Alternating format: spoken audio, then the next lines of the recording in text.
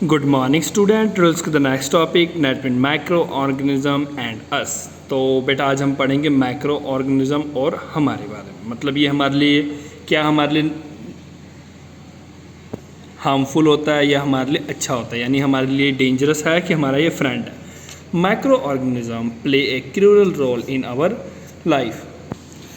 मतलब बेटा ये हमारे लाइफ के लिए काफ़ी इम्पोर्टेंट है। सम आर यूज़फुल, और कुछ हमारे फ्रेंडली होते हैं, while others are harmful to us to the extent they are cause disease. देखो बेटा, जैसे कि हमने प्रीवियस लेक्चर में भी पढ़ा हुआ है कि माइक्रो ऑर्गेनिज्म जो होता है बेटा, कुछ हमारे लिए हेल्पफुल होता है।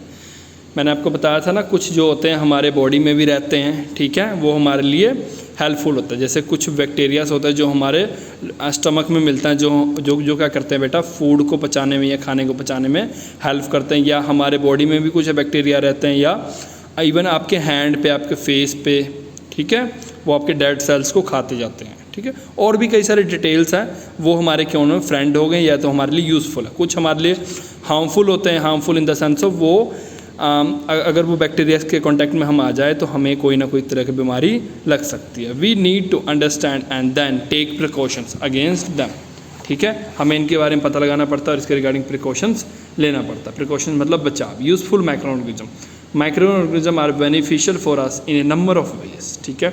They can use to divide into the 4 category. देखो बेटा, 4 तरह के माइक्रो ऑर्गेनिज्म होते हैं जिनको इन्होंने डिवाइड किया, जो यूज़फुल होते हैं। पहले है कमर्शियल, मेडिसिनल, एग्रीकल्चर और इन्वायरमेंटल। अब देखो, यूज़फुल का मतलब ये नहीं होता है कि हमारे बॉडी के लिए, यूज़फुल का मतलब होता है ऑल ओवर, मतलब हमारे इन्वायरमेंट के लिए, हमारे एग्रीकल्चर, हमारे मेडिसिन या हमारे commercially.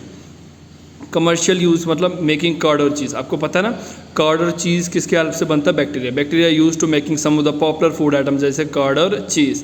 They are made by action of bacteria on milk. Curd जो बनता है बेटा, उसका नाम होता है lacto.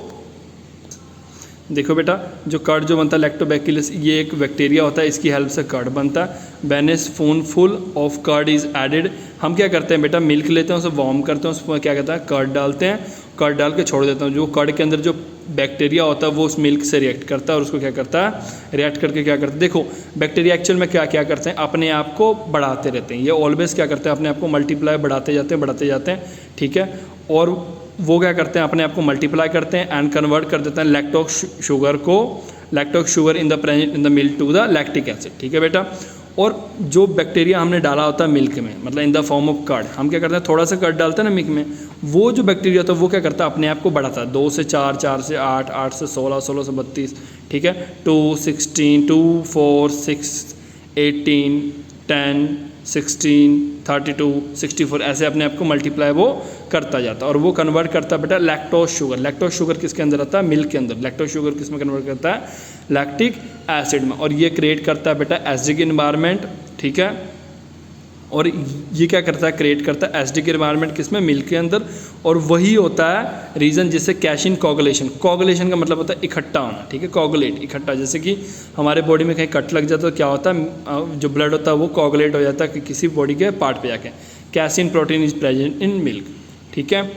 The process of conversion of sugar into acid और an alcohol by action of microorganism is called fermentation. वो प्रोसेस जो किस में हेल्प होता है, कन्वर्ट करता है शुगर को एसिड अल्कोहल में, उसको बोलते हैं fermentation. Cheese also use by, देखो चीज़ भी सेम बैक्टीरिया की हेल्प से बनता है जिससे दही बनता है, ठीक है। इसमें क्या करता है, paneer cottage cheese involve use of the, देखो बेटा, पर कुछ होते हैं जिनके लिए अलग अलग तरह बैक्टीरिया यूज़ करते हैं। इनके नेम्स यहाँ दिए हुए हैं, देख लो ध्यान से, ठीक है। कुछ स्पेशल चीज़ के लिए कुछ स्पेशल बैक्टीरिया होते हैं, इनके नेम दिए हुए हैं, तो आपको ये नेम्स आने चाहिए, 1 नंबर में एग्जाम में आ सकता है, ठीक है।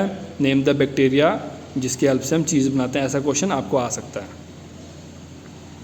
ठीक है। Curd and cheese manufacture are also add substance called rennet, ठीक है। कर्ड और चीज़ बनाने वाले मैन्युफैक्चर क्या ऐड करते हैं? रिनेट ऐड करते हैं। Obtain from the stomach lining of young cattle, ठीक है बेटा। और ये जो रिनेट होता है ये हमें कहाँ से मिलता है? Stomach lining of young cattle. आपको पता है ना बेटा, आपके बॉडी में क्या है? एसिड। आपके स्टमक में क्या है? एसिड है। वो एसिड क्या करता है? फूड को पचाने में हेल्प करता है। बट आपने कभी सोचा है कि अगर वो फूड हड्डियाँ तक को गला देता है, आपके बॉडी, जो नॉन वेज खाते हैं उनको पता है, अगर हड्डियाँ तक गला देता है इसका मतलब वो हमारे पेट को क्यों नहीं खिलाता, हमारे पेट में तो मांस से बने हुए।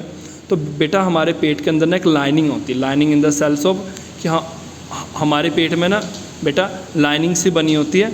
लाइनिंग मतलब क्या होता है, जैसे मान लो स्टमक है ना, स्टमक के अंदर ना ऐसे ही अंदर में ना एक लाइनिंग की होती है, मतलब कोटिंग होती है स्टमक के अंदर से, वो कोटिंग को क्या बोलते हैं बेटा, लाइनिंग। और वो लाइनिंग हम क्या हेल्प करता है, एसिड को हमारे पेट पे अटैक करने से।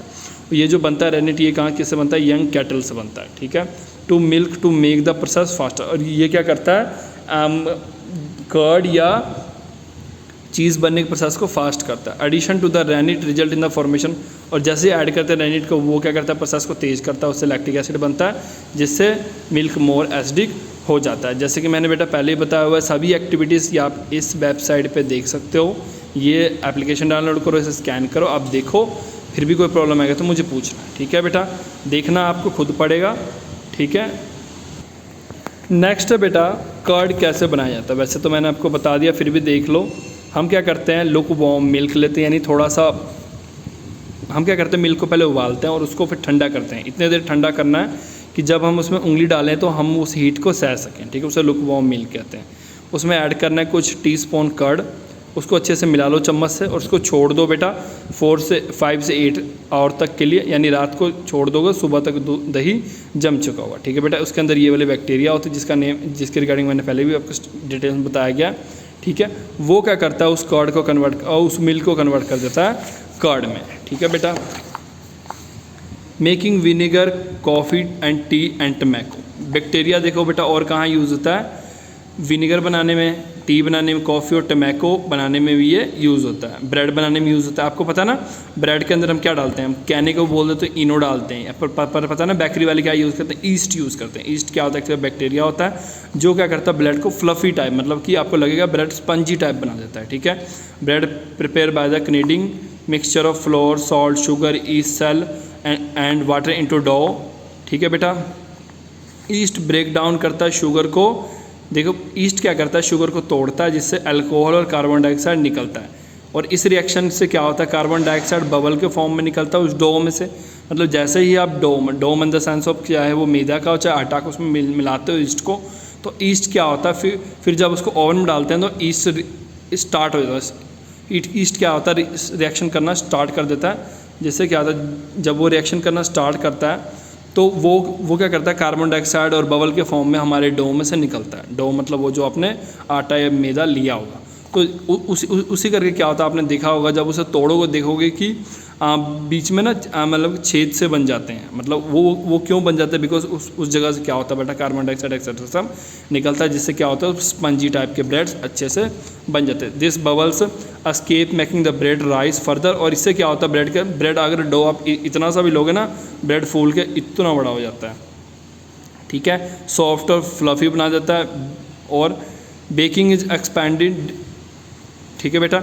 इसके बाद क्या करते हैं बेटा, हम जो बेक करते हैं 180 डिग्री सेंटीग्रेड पे उसको बेक करते हैं, जिससे क्या होता है, वो ईस्ट मर जाते हैं और फर्मेंटेशन रुक जाता है, ठीक है। और अल्कोहल जो बनता है इस टाइम में, वो क्या होता है, एवोपरेट हो जाता है, क्योंकि अल्कोहल को हीट किया तो वो उड़ जाता है, ठीक है। The process of making idli और डोसा आल्सो रिक्वायर फर्मेंटेशन। जो इडली और डोसा बनता है उसमें भी फर्मेंटेशन की ज़रूरत बनता है। इवन जो जलेबियाँ बनते हैं उनमें भी उसके डो को पहले फर्मेंट किया जाता है, एक दिन पहले बना के छोड़ा जाता है। Making toothpaste is made with the help of shallow dye items, ठीक है। टूथपेस्ट के अंदर बनता है, डाई आइटम से बनता है। ये एक तरह का एल्गी होता है, जैंथम गम बोलते हैं जिसे, और ये मिलता है हमें बैक्टीरिया जैंथमनस से मिलता है, ठीक है बेटा। और इसको यूज़ करते हैं टूथपेस्ट बनाने में, इसका भी प्रोसेस होता है बट यहाँ नहीं लिखा हुआ है, ठीक है। अल्कोहलिक बेवरेज बनाने में, अल्कोहलिक बेवरेज मतलब जो लिक्वर होते हैं, जो लिक्वर शॉप पे मिलते हैं, ठीक है, जिसे हिंदी में दारू बोलते हैं। Manufacturing of alcoholic beverage like wine बन गया, या तो अल्कोहल बनाने में या वाइन बनाने में जो यूज़ होता है प्रोसेस उसको बोलते हैं फर्मेंटेशन। वो भी किसकी हेल्प से बनता है, बैक्टीरिया की हेल्प से। डिफरेंट टाइप्स ऑफ, हम क्या करते हैं, बार्ले लेते हैं, ग्रेप्स लेते हैं, एक्सेट्रा लेते हैं, उनमें ईस्ट डालते हैं, और ईस्ट क्या करता है, फिर ईस्ट डाल के हम छोड़ देते हैं उसको। उससे क्या होता है, वो उसे उस जो मतलब कि ग्रेप्स का जूस होता है या बार्ले का जो जूस होता है उसको क्या करता है वो, क्योंकि उनके अंदर होता है क्या, उनके अंदर शुगर होता है, वो शुगर को अल्कोहल और कार्बन डाइऑक्साइड में तोड़ देता है। और ठीक है बेटा, कार्बन डाइऑक्साइड उस बबल के फॉर्म में निकल जाता है, बट जो अल्कोहल होता है वहीं पे रह जाता है, जिनसे क्या बनता है, प्योर अल्कोहल बनता है। ठीक है बेटा, आज हमने इतना ही करना है। Thank you for today.